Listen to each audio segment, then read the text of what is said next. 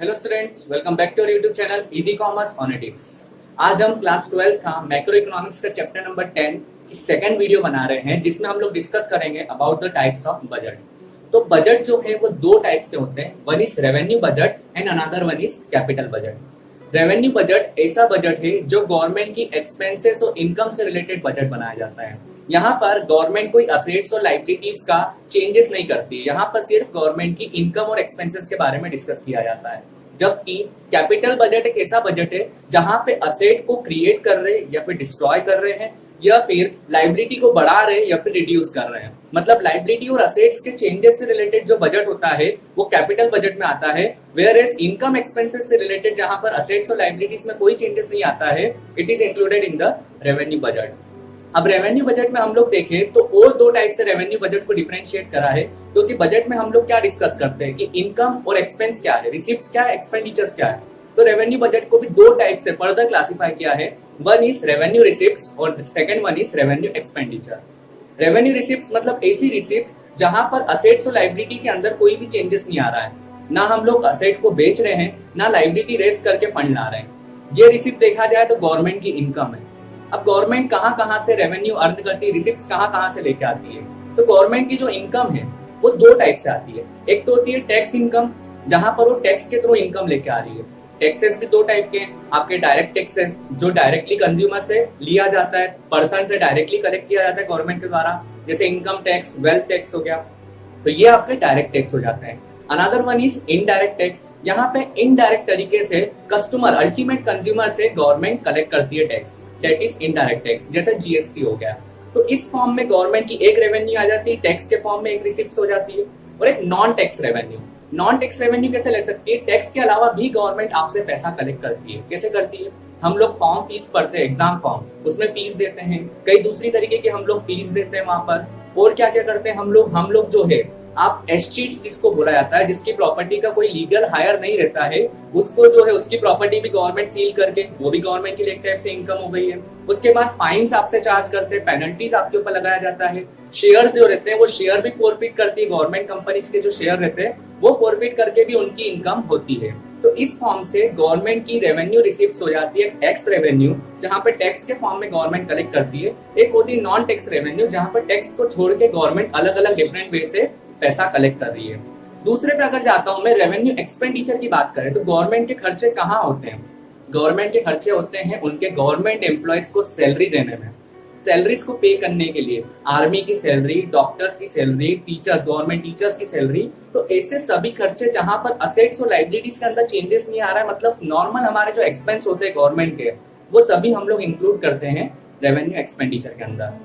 सो हमने क्या देखा यहाँ पर कि रेवेन्यू बजट को फर्दर दो टाइप से क्लासिफाई करा है, one is revenue receipt, another one is revenue expenditure. फिर रेवेन्यू रिसिप्ट्स को और दो टाइप से क्लासिफाई करा है कि टैक्स के फॉर्म में रेवेन्यू रिसिप्ट्स आती है, इनकम आती है गवर्नमेंट की, या फिर टैक्स के अलावा भी उनकी इनकम जनरेट होती है। साथ में रेवेन्यू एक्सपेंडिचर की बात करें तो उनके खर्चे क्या है, सैलरीज रहती है और दूसरे मेंटेनेंस के खर्चे रहते हैं, जैसे अगर उन्होंने कहीं से लोन लिया है किसी बैंक से तो उसको इंटरेस्ट देना, वो भी उनका एक खर्चा हो गया है।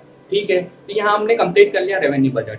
अब आता हूं मैं कैपिटल बजट की तरफ। तो कैपिटल बजट एक ऐसा बजट है, हमने अभी डिस्कस करा था कि जहां पे असेट्स और लाइबिलिटीज के अंदर चेंजेस आ रहा है, असेट्स बढ़ रही है, कम हो रही है, या फिर लाइबिलिटीज बढ़ रही है, कम हो रही है। जिस तरीके से रेवेन्यू बजट के दो टाइप से, revenue receipts and revenue expenditure, वैसे ही कैपिटल बजट के भी दो टाइप से, one is capital receipt and another one is capital expenditure.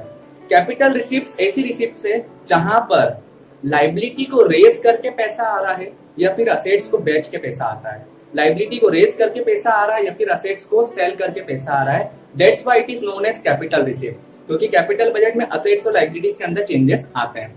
ठीक है, यहाँ तक भी क्लियर है हमें। अब यहाँ पर असेट्स को बेच के कैसे पैसा आ सकता है कि गवर्नमेंट की इन्वेस्टमेंट को अगर वो सेल आउट कर रहे हैं, शेयर्स को सेल कर रहे हैं, जिसको हम लोग डिसइन्वेस्टमेंट बोल सकते हैं, उसके थ्रू पैसा आ सकता है, या फिर कहीं से लोन ले रही है उस फॉर्म में पैसा आ सकता है। तो ये फॉर्म हो गया है जहां पर वो असेट्स और लाइबिलिटीज के थ्रू पैसा रेज कर रही है, तो ये हो जाती है कैपिटल रिसिप्ट्स। अब कैपिटल एक्सपेंडिचर मतलब ऐसे खर्चे जहां पर असेट्स का क्रिएशन हो रहा है, नई असेट जनरेट कर रहे हैं तो खर्चा लग रहा है, या फिर लाइबिलिटीज को पेमेंट करने के लिए हम लोग खर्चा कर रहे हैं। वैसे कैपिटल रिसिप्ट्स को हम लोग कैपिटल एक्सपेंडिचर को हम लोग इस तरीके से बोल सकते हैं, प्लांट एक्सपेंडिचर या फिर नॉन प्लांट। या फिर डेवलपमेंटल या फिर नॉन डेवलपमेंटल। मतलब ऐसे खर्चे जो डेवलपमेंट पे किया जाते हैं वो भी कैपिटल एक्सपेंडिचर में आते हैं, और नॉन डेवलपमेंटल या फिर इमरजेंसी एक्सपेंसेस जिसको बोल सकते हैं कि कुछ भी फ्लड आने से कोई असेट का कंस्ट्रक्शन जो है वो खराब हो गया है तो उसको वापस से रिपेयर करवाना, न्यू असेट का वापस जनरेशन हो रहा है वहां पर, तो that's why it is already included in the capital expenditure. तो ये हमारे टाइप्स हो गए कि यार बजट जो है वो कितने टाइप का होता है और उनके अंदर फर्दर कितने क्लासिफिकेशन है।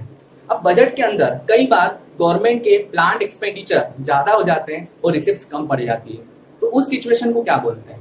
तो उस सिचुएशन को हम लोग बोलते हैं budget deficit. Budget deficit is a situation where government's expenditure, planned expenditure are more than the government's receipts. अब उन जो डिफिसिट्स है उसको भी 3 टाइप से फर्दर क्लासिफाई करा है। One is fiscal deficit. Fiscal deficit एक ऐसी सिचुएशन है जहां पर गवर्नमेंट के टोटल एक्सपेंडिचर्स ज्यादा है as compare to total receipts excluding borrowings. Borrowing भी एक रिसिप्ट है, उसको छोड़ के जितनी भी रिसिप्ट्स हैं और जितने भी एक्सपेंडिचर है, अगर एक्सपेंडिचर ज्यादा है मतलब वहां पे फिस्कल डिफिसिट आ रहा है।